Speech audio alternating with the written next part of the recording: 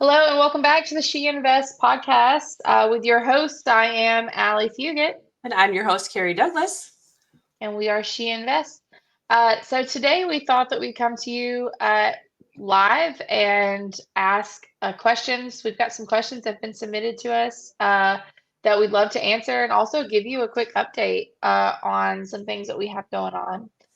So Carrie, you want to start us off with updates that you have on your current projects?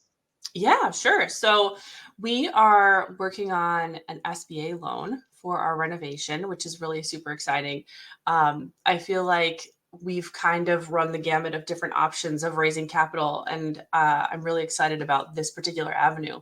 Originally, I thought it was going to be really difficult. And I mean, I'm not saying it's easy, but I definitely feel like it's the right path for me personally on this particular project. So that's really exciting. That's kind of the big update right now. What about you?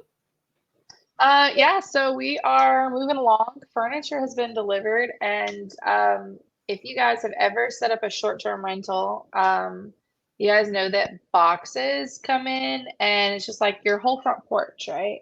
So imagine that times 40, and that's what my parking lot looks like daily as the shipments are coming in.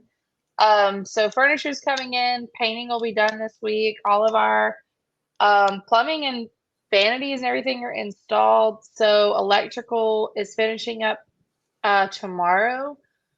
So yeah, we're moving and grooving, and but of course that doesn't come without like the real update of we still have funding open for our project. So the reality is, and like we have talked about and said before, raising capital is extremely hard, especially like when you're getting into this. It is not like sunshine and rainbows.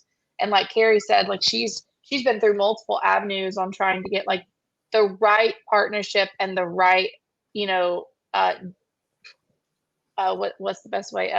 Right, The not right just the right partnership, but the deal. Yeah, the the right right structure structure of for the the deal. capital raise. Yeah. Yes. And that you feel confident with, and also again, like feeling confident with your investors, right? And so for us, we jumped in. We knew we had a smoking deal. We were definitely able to convince like a ton of people up front that we had a smoking deal. But obviously, like it also comes down to the people that you're working with, if they have enough capital, right, to put into the deal. Um, and so that's the sums. And so ultimately, like we still feel great about all the partnerships we have. We just have some funding left open. And so now we're getting to that point where there's still funding needed to finish the project. And thankfully, we have some people in the pipeline.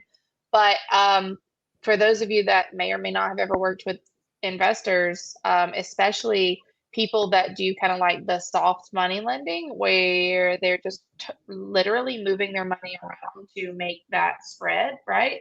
Um, they are in a position where they're having to wait for money to come back in. So, so which puts us on a standstill. So thankfully, again, we have enough like going right now where we have plenty of items to be checked off the list during this waiting period. But yeah, that's just the reality of what we're going through right now. That there's Yeah. still money that we need. It's still coming in, and we will definitely still finish this project semi on the right time basis, even with our setbacks. But yeah, it's hard. Mm-hmm. Yeah. Yeah. And I think the other piece that I guess I can share is like I'm exploring different revenue streams right now too. We had a bunch of ideas of like, oh, in year two, maybe we could add, this other revenue stream or that other revenue stream. And um, the the lender was like, why don't you include those in your initial request now? And if we need to take them out, we can, so I'm Mhm. having to go a little further down the road um, with what, I was kind of compartmentalizing like, oh, we'll worry about those revenue streams later. And now I'm having to sort of explore those up front, which has been kind of fun. So that's cool. And if we can't do them right now, that's all right. But at least it's worth having the conversation about. Yeah, absolutely. And I would say the last update that I have is we're also going through the like starting that hiring process. And Mm, I had a little bit of this conversation last night, Carrie, with our accountability group. And I think like that's a whole new avenue for us, like of course, we've hired for our small entities that we have. But hiring on a larger scale for this hotel, and really getting into the nitty-gritty about who you want in a person, the expectations and like all of that. And so I think I was able to convince my husband to, I think we're going to use Better Talent, and we're not sponsored, so we're just name dropping Better Talent right now just because of the great service that they offer. But I think we're going to go for Better Talent. They hire hospitality industry workers, and they will help you through the whole process of um, figuring out who you need, making sure the right personality test meets that person that you're looking for, and then ultimately helping you get set up with all of the interviews and hiring process.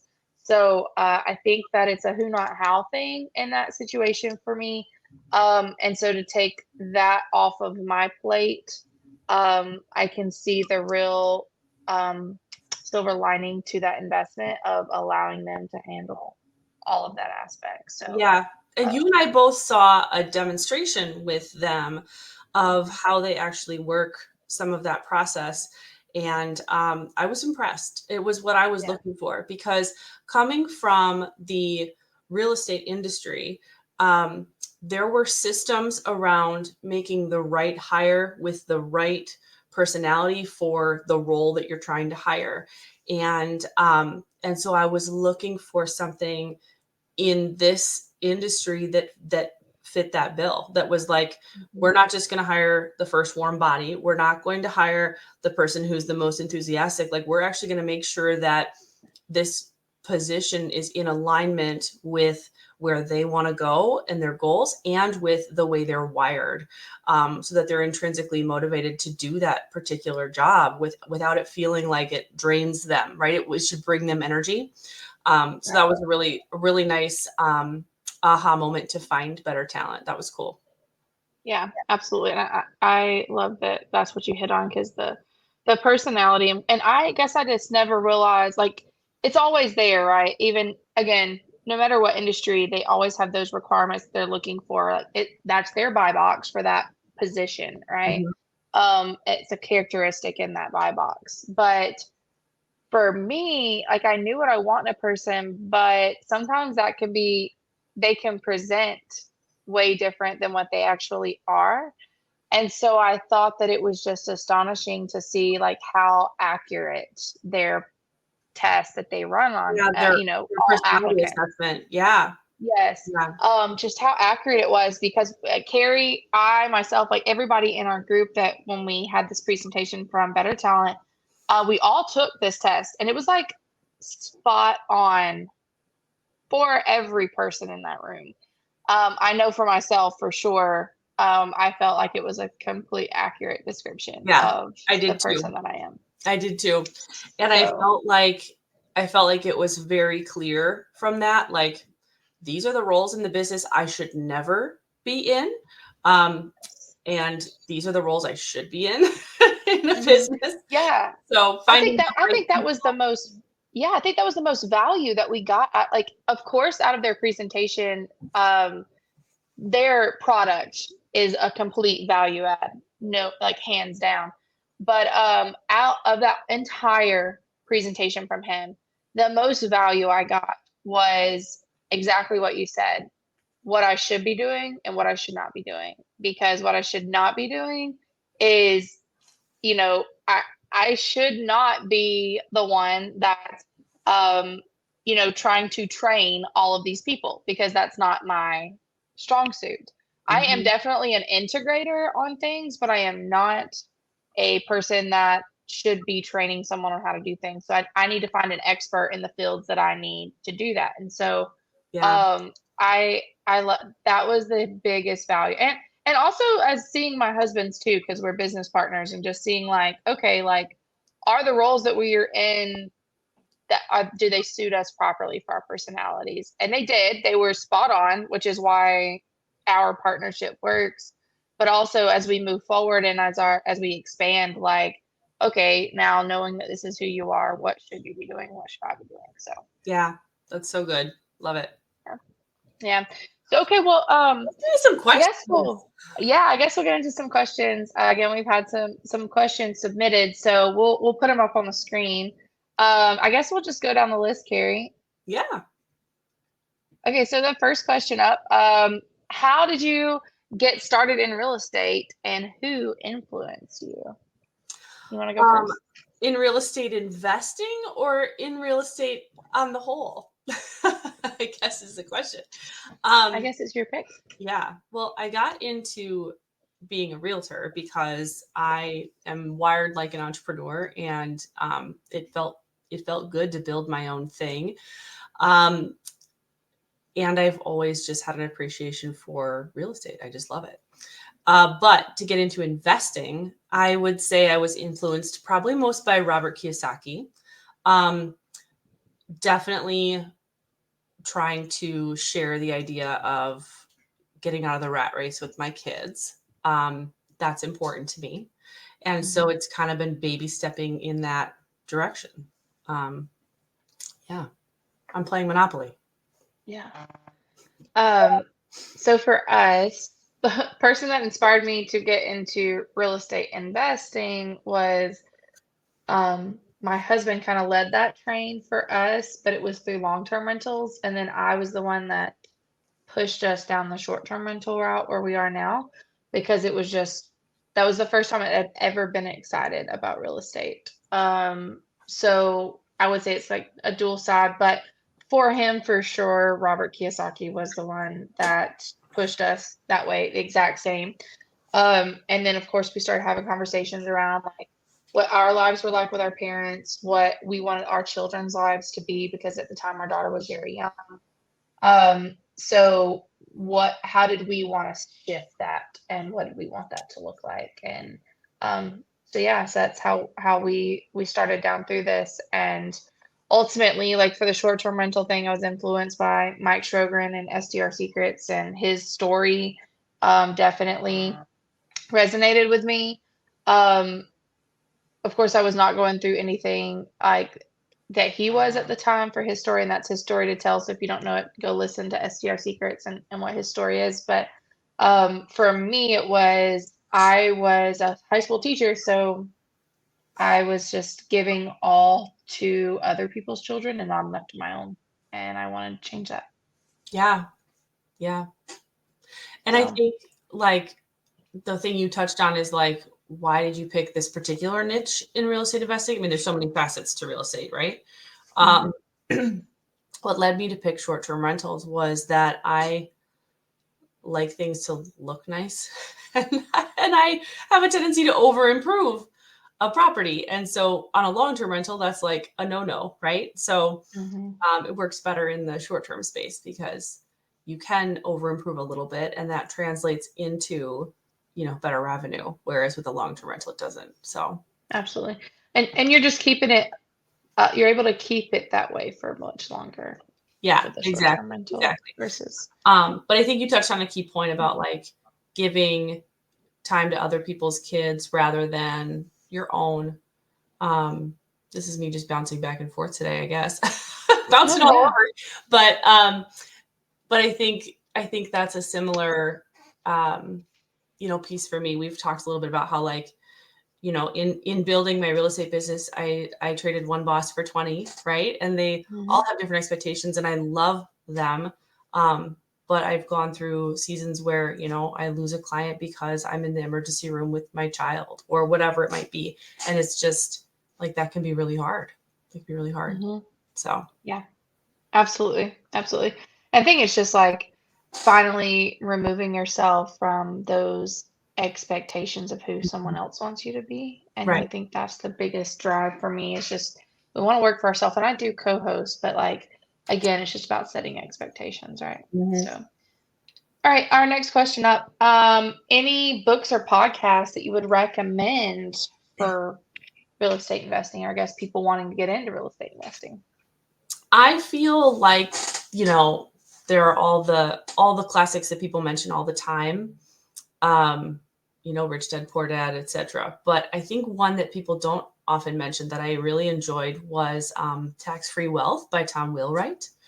Um, Mm. just basically this principle that the tax code is a list of incentives that the government gives us to say, these are the things we don't feel like doing. So if you do them, we'll give you a break on your taxes. Like, it has become an incentive system. And so um, just sort of figuring out what incentives I want to take advantage of. But thinking of it that way, right? Like, I had never thought of it as a list of incentives.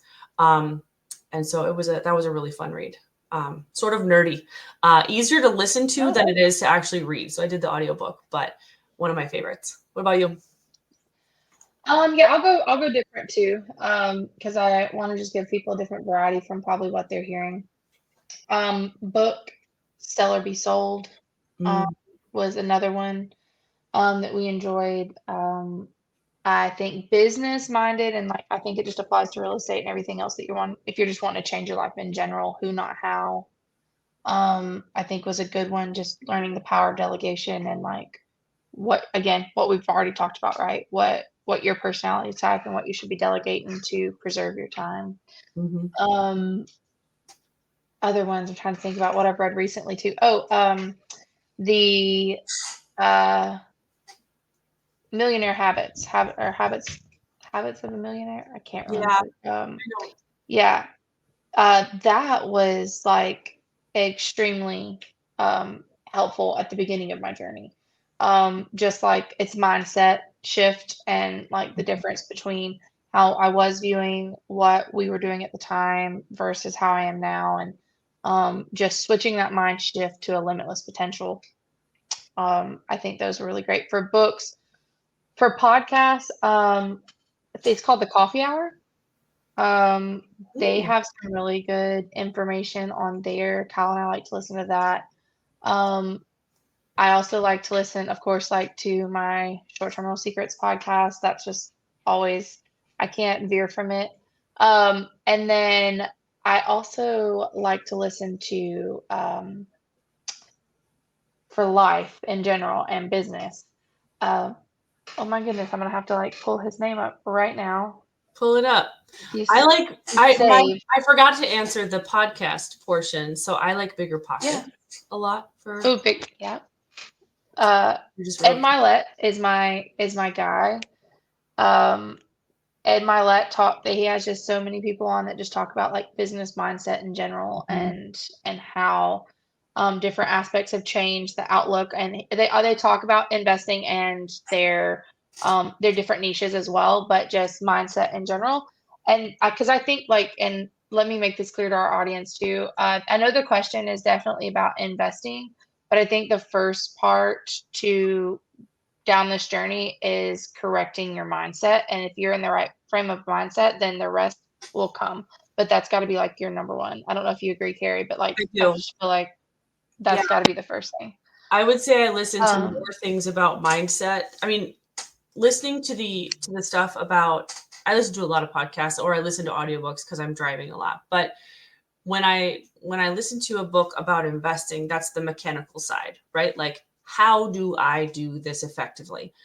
But I mhm. think the more like being in the spirit of it side is the mindset piece. And so I would say I consume more of that content than I do the mechanical how, if that makes sense. So yeah, Mhm. for me, it's very much um, mindset based. Like, I love You Are a Badass by Jen Sincero.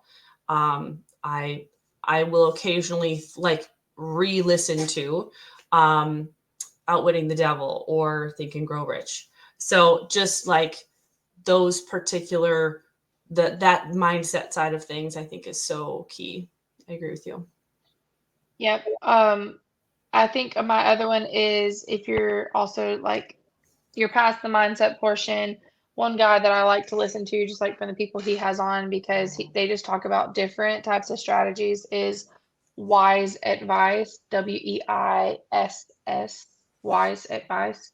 It's from Yona Weiss, and he just talks about like different tax methods and ways that you can save on investing, depreciation, and lending, and Like he's just amazing, and the people he has on are really good too. I should check that one out. I don't know that one yet. Yeah, you know why? He's a genius when it comes to like, I don't want to say evading taxes, but for Yeah. lack of better words, like, you No, know, no, no. skirting around them. Taking advantage, Okay, tax advantage. there we go. Yes. There we go. Taking advantage. So where and how are you finding your deals now? I guess like for us, like what advice could we give for them? Yeah, I feel like this is a better question for you. I am not in acquisition mode right now. So I do not have a strategy at this moment in time for finding new deals. Once this renovation is further underway, then I will re-enter that. But what about you? Yeah, so we are about to like re-hit that point in our journey, where we are like laying down some new deals. So I guess I'll hit this from different aspects, just depending on where our listens are coming from. If you are going, if you're on the short-term rental side and you're wanting to find your first property to purchase, I would go ahead and decide, I would do your market research first and then decide what your buy box is going to be.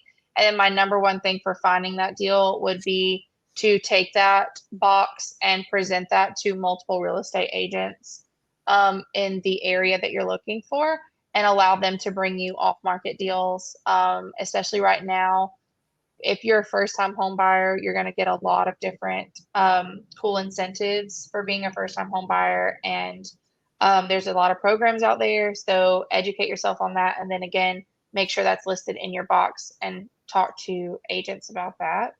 Um, that's probably like my biggest key thing for anything is just know what you're going for, tell it to all the agents, and no matter what, commercial, your first deal, second deal, fifth deal, like 100th deal, if you know what you're looking for and you can present that to multiple agents, or your main agent can then take that and disperse it for you, you'll be amazed at the deals that come across your table at that point, because a lot of agents or and a lot of brokers for commercial have a stack on their desk, right? That aren't even listed, that they'll be able to pull for you that are straight off market. Um, so I would say that's my biggest piece. If you're looking to like for growth in co-hosting deals, um, my biggest thing that's work.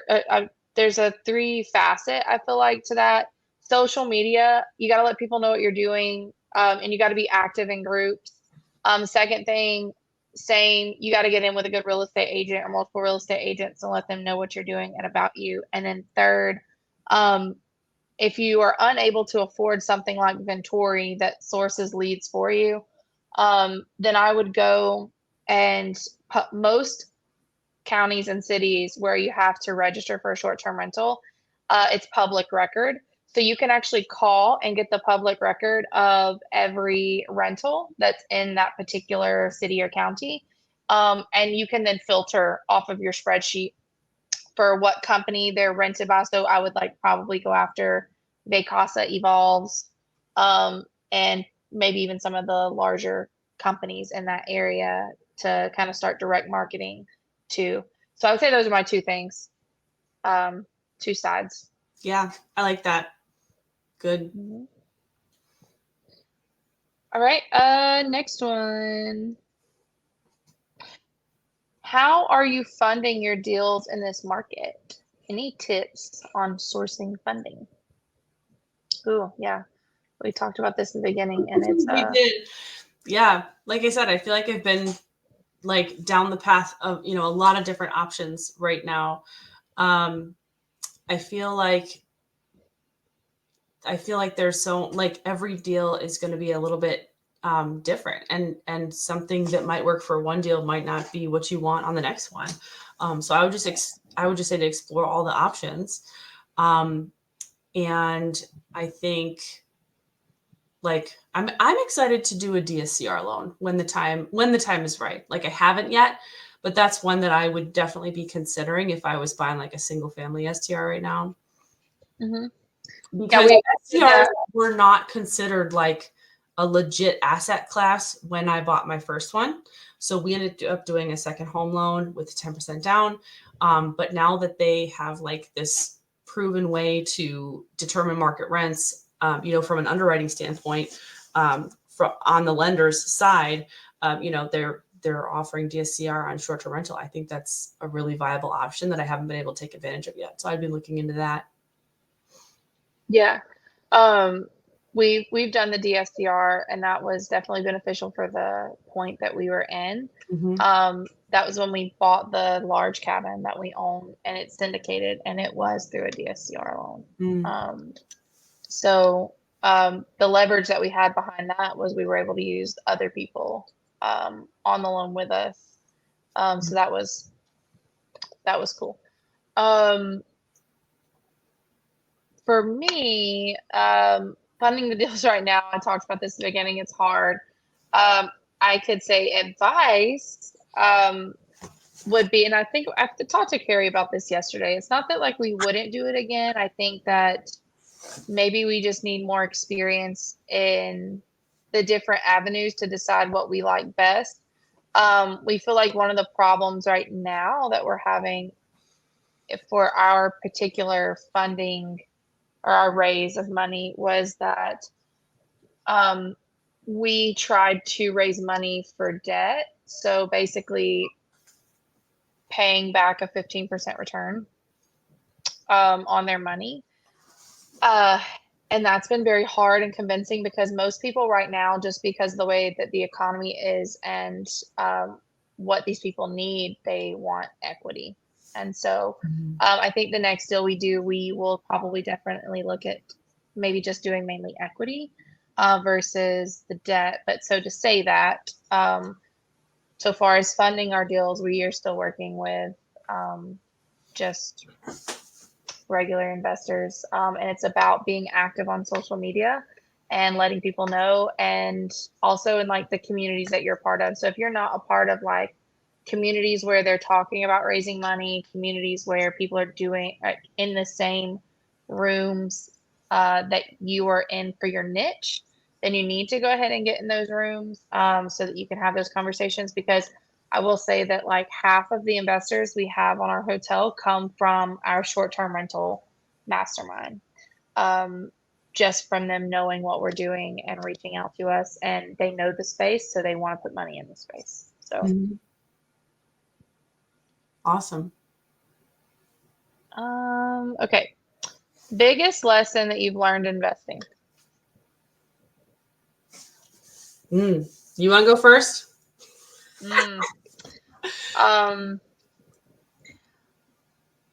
Ooh. I'm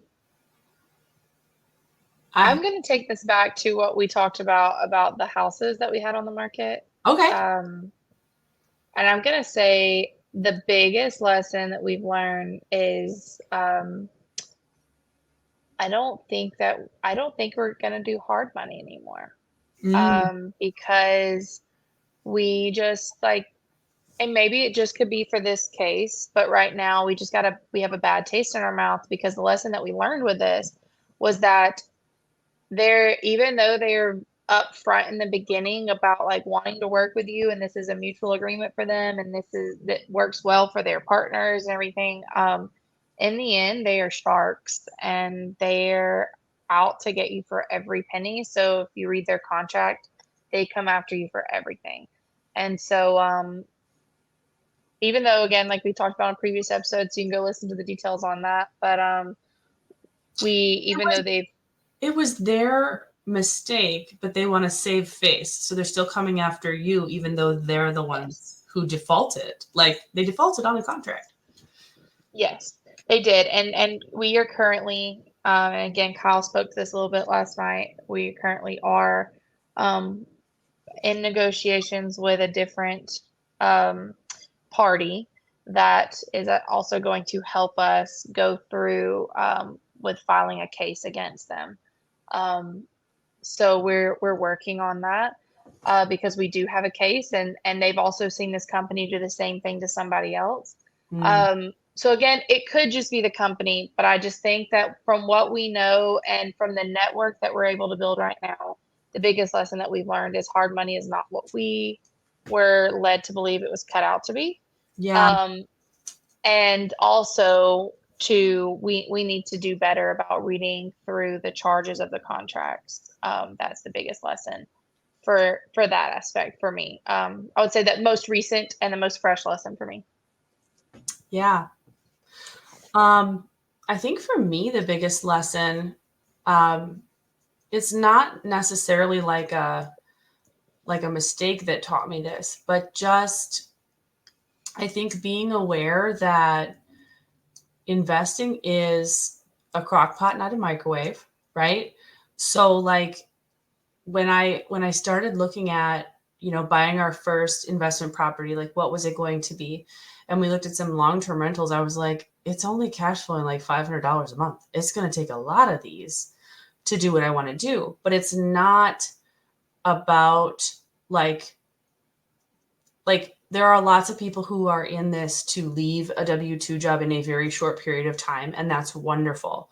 But I think for me, the lesson was like, I need to be patient and like, Mhm.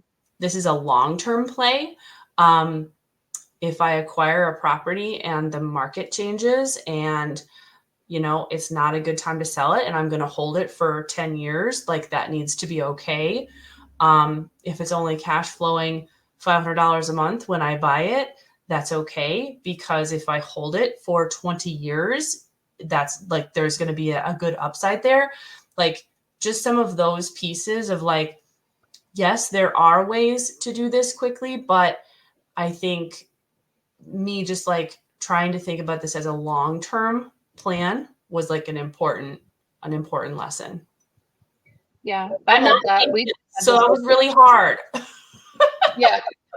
We just had this discussion at our meetup with somebody about this is going to be his first home that he's buying. He's worried about the cash flow not being there. He's worried about the cash on cash because of the rate that he's getting right now not being what he wants it. And so, like, having that exact conversation, Carrie, about, like what you're trying to build and everything that it still is cash flowing, that it's not there's still opportunities to refinance and still hold longer, and like the longer you hold the better your outcome is going to be.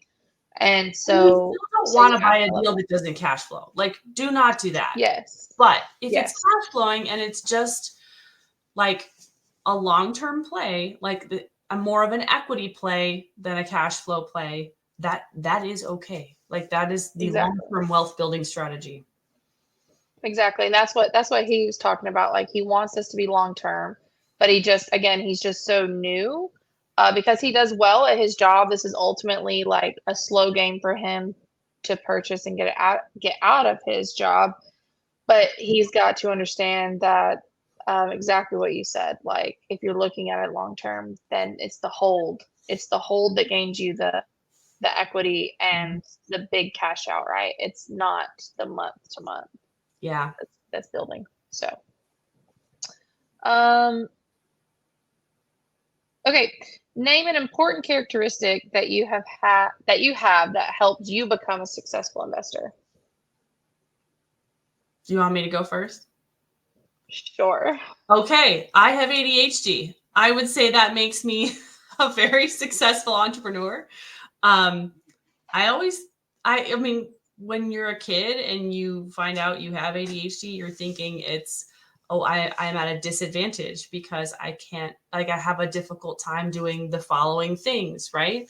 And I didn't fit well into a classroom structure always. But I fit very well in the entrepreneurial world and definitely wired well for that. And they say that people with ADHD make the best entrepreneurs. I'm willing to take risks and be brave and think outside the box. Like creative problem solving is huge in investing. So Mhm.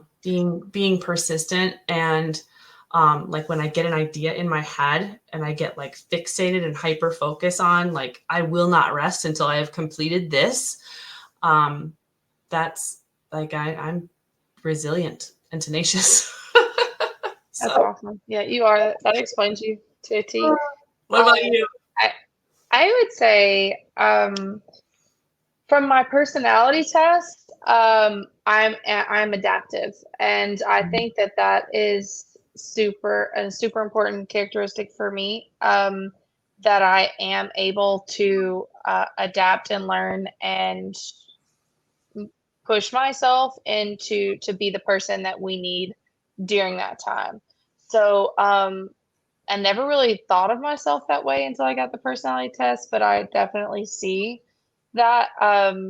So basically, I can be the person that needs to be stern for whatever conversations we're needing to have with attorneys or like in our situations, guests, vendors, whatever.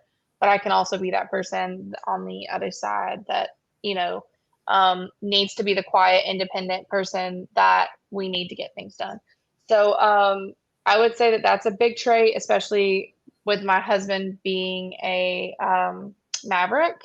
I'm able to kind of like step back and like separate the situations and adapt to be whatever is needed at that time. Um, Yeah, for it the does make other you very character, successful. yeah, yeah. For the other characteristic for myself, I would say that uh, because I'm definitely my husband is the risk taker. I've adapted to be more of a risk Mhm. taker. But oh my gosh, I just have one on the top of my head that I thought was like pretty I good. feel like you can be the Uh, voice of reason oftentimes, yes, which is really that was helpful. where I was going. You Yeah, I prevent the am. shiny object syndrome, right? We all need Yes, somebody to help us not get distracted by shiny objects.